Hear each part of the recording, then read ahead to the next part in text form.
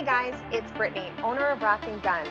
If you want to see more videos and content, be sure to like, comment below, hit that subscribe button, and make sure that you turn on the bell notification so you don't miss out on any of our newest uploads. What's going on, everyone? My name is Ryan with Rockin' Guns, custom Kydex holsters. Today I want to talk to you about the Smith & Wesson M&P 2.0 10mm. So I got this gun on Christmas Eve and was able to go out and shoot the same day. I have currently 291 rounds through it, and I just want to go through, tell you some things I like, a couple of things that I don't, and then show you some shooting clips with 5 different types of ammunition. So my carry load currently is the Underwood 200 grain Nosler hollow point, traveling at 1,250 feet per second. We also shot some double tap 230 grain, some 200 grain Federal HSTs, some PMC Bronze 170 grain hollow points, and then just some range ammo, some CCI Blazer 10mm, 180 grain full metal jacket, flat nose. All right, so let's go ahead and start from the back and work our way forward. Got some fuzz on there from my shirt. I am carrying this. So the grip has a great angle. It's an 18-degree angle, so it's not as extreme as some pistols out there. Fits very nicely in your hand, has a great point of aim. Really helps when you're looking for your target. Also, this texturing, although it's pretty aggressive, I do actually like it once I've started shooting it and getting used to it. 10mm is a pretty snappy round, especially when you're dealing with the heavier, hotter rounds that's capable of shooting. And the grip really helps keep that under control. So with those grips, you get 4 back straps. I currently have the small on there, but in your box, you will also get 3 other straps, and they're marked inside. So this one is medium, large, and then medium large. So I'm, just guessing that this one is somewhere in between the medium and the large. A lot of nice options though. Like I said, I have average size hands and I went with the small. So the reason I went with the small is because with the small, I get a good purchase and I can also reach my controls. So without really changing my grip, I'm able to hit all my controls and manipulate the weapon. Okay. Sights are suppressor height sights, optic height sights. So when you're looking down at optic, you do have a lower co-witness, lower 1/3 co-witness, which is nice. And they are 3 dot, not night sights, but they do have a nice sight picture. Another thing that I like about them that I haven't really said to anybody or seen anybody say yet is that they are kind of recessed. And that's nice when you appendix carry like I do. My True Glows, their suppressor height sights go straight up on the sides and they have sharp edges. And it digs into my stomach, especially if I'm not wearing an undershirt. So I thought that was a nice little feature that Smith & Wesson did with recessing these so that you can go ahead and wear it appendix style and not get all snagged up or cut up on those. Moving forward, magazine release, nice, easy to push. It is not ambidextrous. It can be switched over, but it's not on both sides. Your slide releases are ambidextrous. Okay, so it is a little larger on the left-hand side for a righty. It's very easy to manipulate. On the left-hand side, I wish they would have made it the same size because it is a little harder to manipulate. It can be done. I've been working on it, trying to smooth it out, and it's doable. All right, Smith & Wesson M&P 2.0 10 mils do come optics ready. So they also come with a ton of plates so that you can find the one that works with the optic you're running. I am running the 507C X2 and it fit up great. It is a plastic plate. These screws do go all the way through the plate into the upper, so they feel good. It feels nice and tight. It has no wiggle.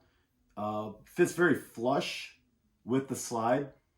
I have seen one person crack theirs already. I don't know if that was user error or not, so I'm not going to strike that up against the weapon itself. That could have very well been user error, over torqued, not torqued enough, put on incorrectly. I don't know. So I'm not going to mark that against Smith & Wesson.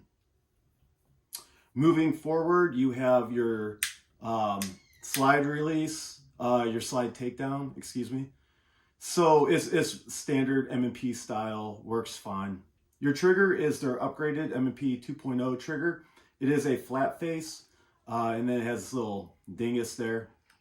Now the trigger straight out of the box has some grit to that wall, and then it has a decent break to it. When I first got it, it was breaking right around 5 pounds.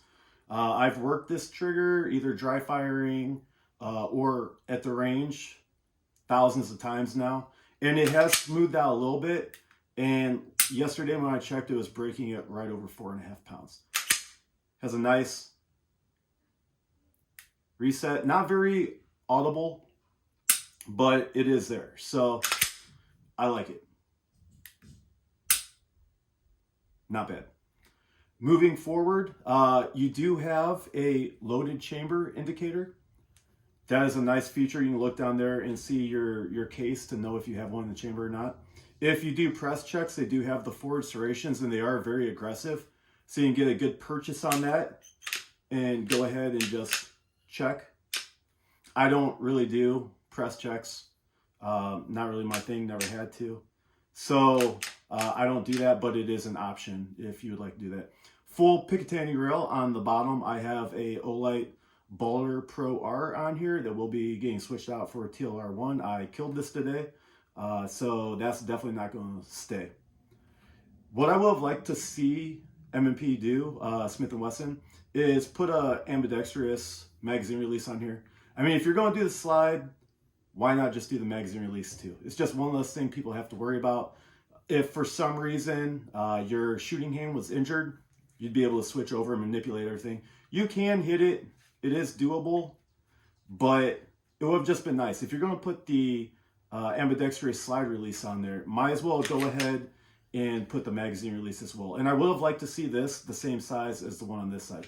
It would have made it just that much easier. It's doable, but it could have been better done, in my opinion. Other than that, I think it is a very smooth shooter. It does have a dual steel recoil spring on there, which is really nice.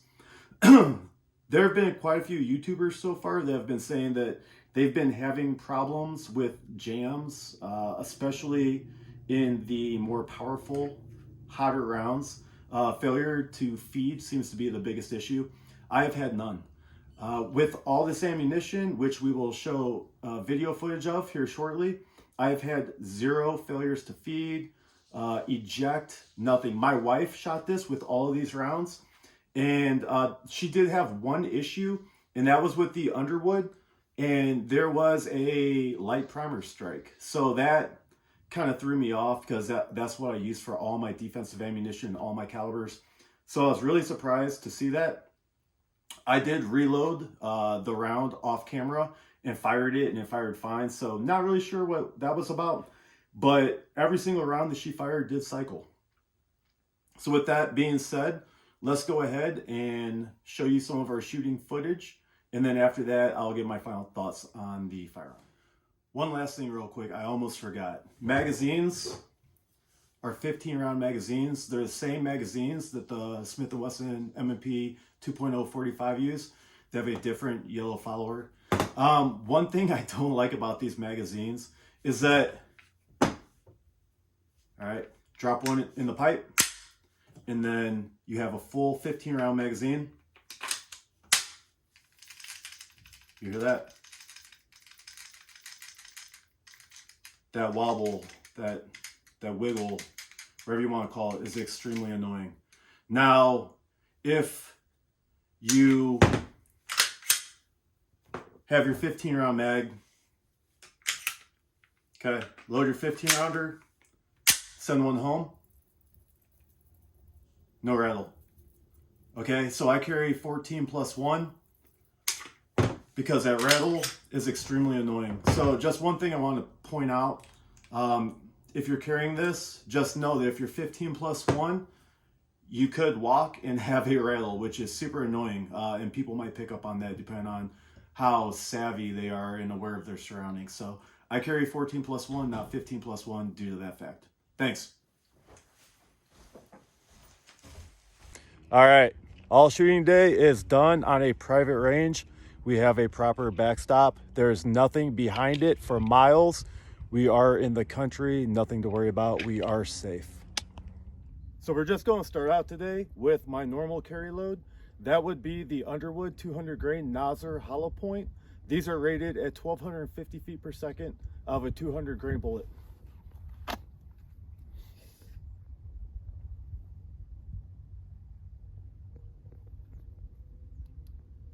We will be testing out this Balder Pro R, so I'm just going to let it run the entire time we shoot today. And we're going to be checking to see if the laser holds its 0 as well.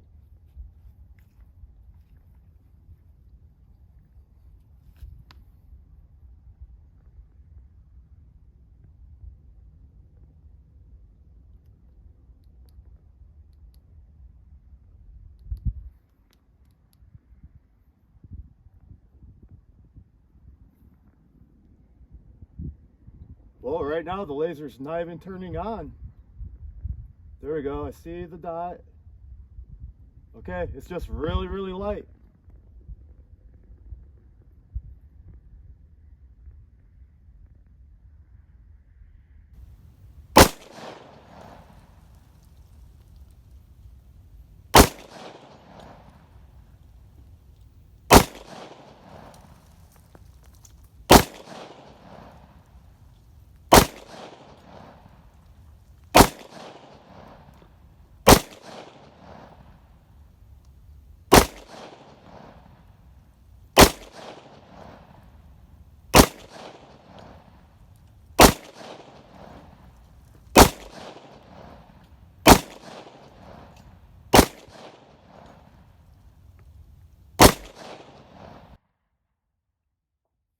Alright, made it through all 15 of those. That is the Underwood 200 grain Nosler hollow point. Next, we're going to try something a little heavier. It is going to be double tap 230 grain solid hard cast lead. Alright, so here's the double tap. Okay, 230 grain hard cast solid at 1,120 feet per second. I have a 5-inch barrel. This is a 4.6. So we're going to load these up.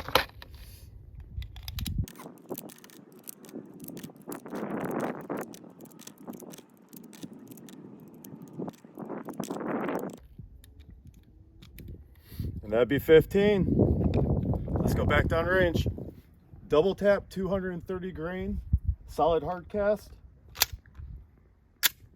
Cycled. Light still on.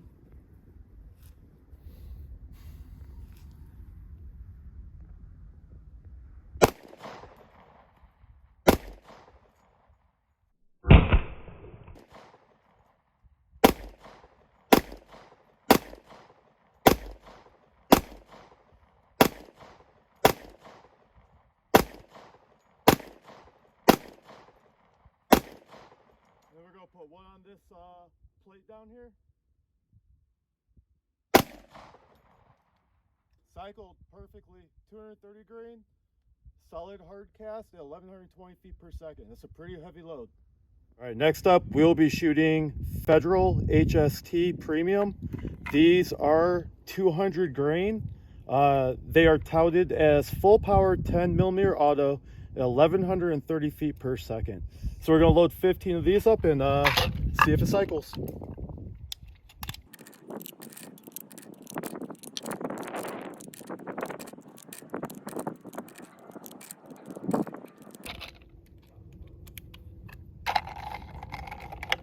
Federal HST, let's go.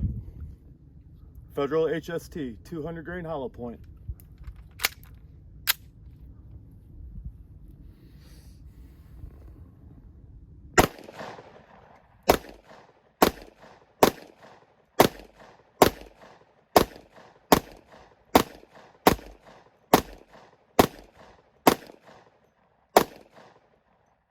think that was 13. Just in case it was 14, I'm gonna go ahead and put one on the plate. Glad I did. We're gonna go with some PMC Bronze Hunting. All right, these are 170 grain jacketed hollow points at 1,200 feet per second. So 170 grains at 1,200 feet per second. Still fairly hot.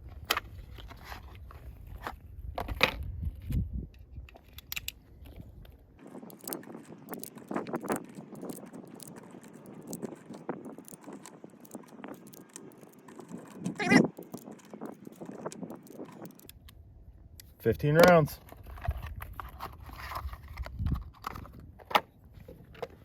Let's go. PMC Bronze Hunting, 170 grain, hollow point at 1,200 feet per second. Load just fine.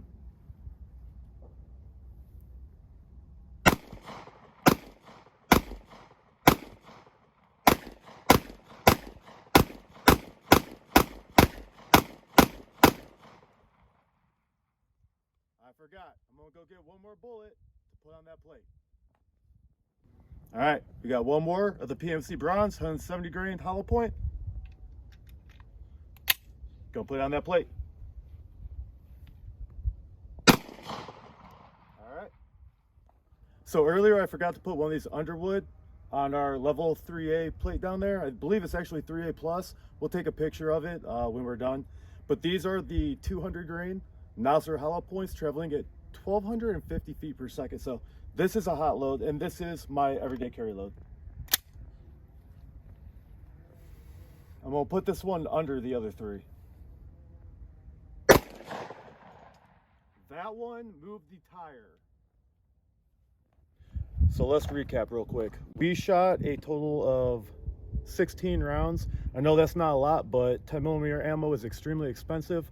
All this ammo that we bought, we purchased by ourselves. These 3 boxes, I'd like to give a shout out to the Second Right Sports in Harrison, Indiana. We purchased that ammo from them, and they did give us a steep discount to help us out making these videos, as well as these CCI Blazers. They did give us a very good discount so we could come out here and do this today. So the Underwood 10mm 200 grain jacketed hollow point at 1,250 feet per second, fed 16 of those perfectly. That had some pretty decent stout recoil behind it. Then we fired 15 rounds of the double tap. This is the 230 grain hard cast solid, 1,120 feet per second. I have a 5-inch barrel. We're shooting a 4.6. Shouldn't be that drastic of a change of velocities. Fed those great. After that, we went to the Federal HST. This is also a 200 grain jacketed hollow point, traveling at 1,130 feet per second. 15 of those, fed that great. We ended it with the PMC Bronze Hunting. That's 170 grain jacketed hollow point, traveling at 1,200 feet per second. It fed 15 of those great. So I've seen some YouTube videos saying that this firearm tends to malfunction under hotter loads. Although some might, mine does not. And I think that comes down to more of being able to handle the recoil and keeping that good firm grip while you're shooting. I have had 0 issues. I'm gonna let the wife, my camera woman, do some shooting. I'm gonna let her run these same rounds and see if anything changes with that. All right, this gun is clear. Okay, I just want to show you this Olight Boulder Pro. You could tell I've been shooting with it on. Is dead after 60 rounds.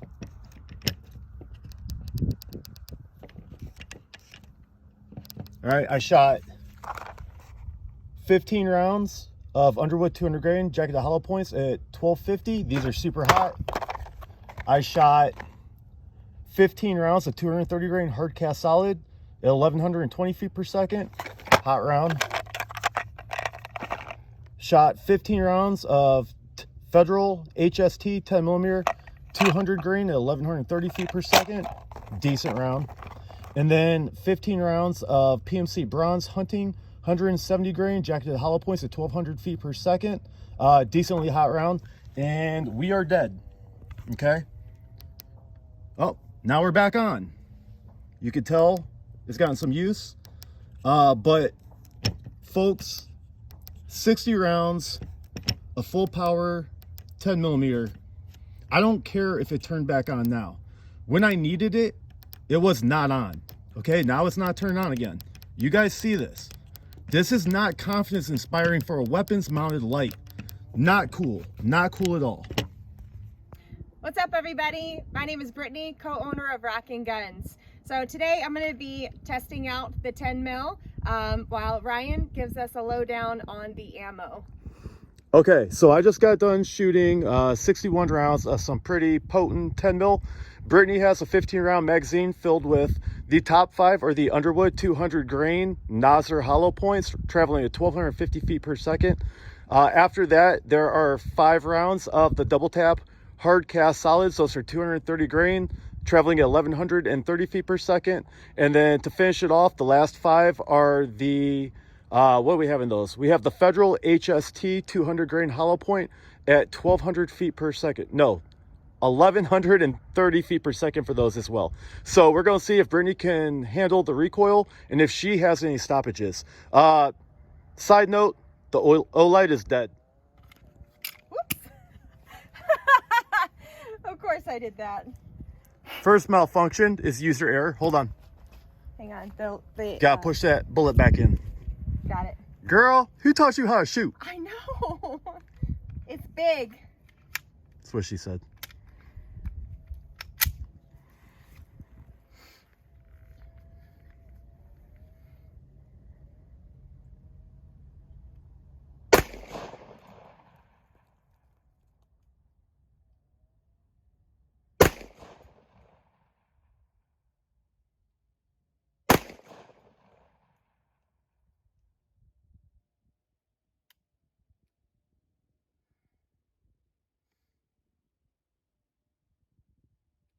Go ahead and rack it.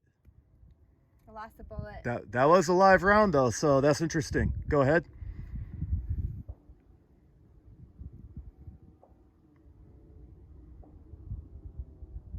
You have the dot really low light.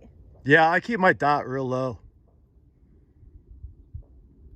I can't see it at all. On the side, just press it up. I found it.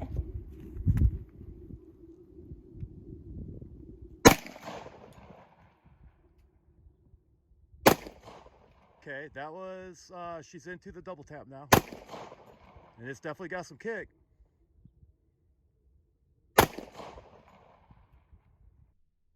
All right, now we should be to the Federal.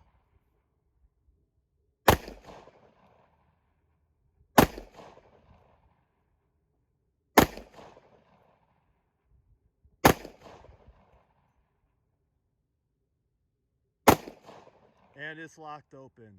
Gents, she had no failures to feed. Yeah, that grip's pretty aggressive, I know. Let's go take a look at this round over here.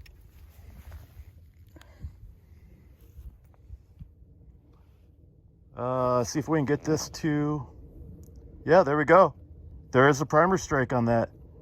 We're gonna go ahead and keep that one. I haven't seen that with any Underwood ammo before, but so it fed and chambered everything, but we actually had a light primer strike with Underwood. And you can see, you know, this is good stuff. This is extremely high quality ammo, so that's interesting. We'll have to keep an eye on that.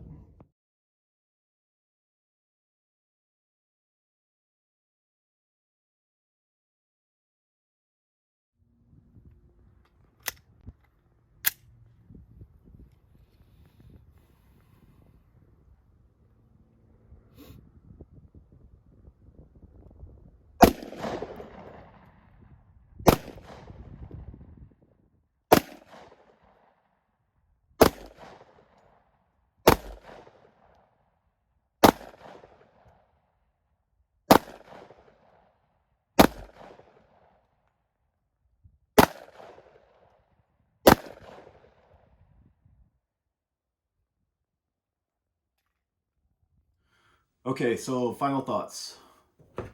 Smith & Wesson M&P 2.0 10 millimeter, 4.6 inch. I think it is a great firearm. I think it has a lot of potential. I think there are going to be some of them out there that have issues feeding ammunition. Like any brand new firearm on the market, there's always some kinks that need worked out. For me personally, I've had zero issues with this. I love the grip angle. I do honestly wish it was a little less aggressive. All right, once you're on this for a while and you got that good tight grip, you can feel it. And sometimes I do find myself thinking about my grip and kind of texture when I'm trying to find my sight picture. So I kind of wish it was a little less aggressive, but I understand why they did it with such a powerful cartridge. I think 99% of people are going to appreciate it, but for me and my wife especially, that was the one thing she nitpicked as soon as she shot it. It's a little aggressive. So it would be nice if possibly a little less aggressive grip, but I mean, that's seriously nitpicking. The trigger, I wish it was less gritty. To that take-up point, you can feel it. And I polished the trigger bar. I did not polish the safety plunger, which would probably really help out with this issue. But in order to do that, you have to take your optic off, the plate off, and then there is a small hex screw holding a plate on, and they had to have Loctited that down, red Loctite. And I don't feel like heating it up to get to it because I don't want to heat the spring under there too much and possibly cause issues with that. My goal is to keep this as stock as possible so that I can test it and carry it. Obviously, stock is typically the most reliable, and I don't want to make a firearm less reliable by adding a bunch of stuff to it. And when I mean adding a bunch of stuff, I'm not talking about an optic or a light. I'm talking about internals, different trigger bars, lightning, or putting in extra strength, springs and things that it didn't come standard with. I really want to leave this firearm standard. This has replaced my Glock 19 9mm as my daily carry. I did that for 3 years. So I'm really hoping that this continues to perform as it is. When you see the shooting, they're all low and to the left for the most part. That is because I took the optic off and tried to get to that plunger to polish it, but I gave up on it, honestly. Put my optic back on and I didn't resight it before I started shooting, so it was shooting low and to the left. I did go ahead off camera when I started shooting just the regular stuff, sight it back in, and it was hitting point of aim. I'm not the best shooter, okay? I'm not a professional by any means. I do the best I can, but I think there's a ton of potential here, a ton of potential I cannot reach with this firearm. But a 10mm with a 4.6 inch barrel with some hot loads is definitely formidable and something to be reckoned with. So I hope you guys enjoy this video. Leave feedback, what you think I did well, what you think I could improve on. If you have this firearm, have you had any issues with it? Failures to feed, failures to eject, whatever that may be. What do you think of this grip?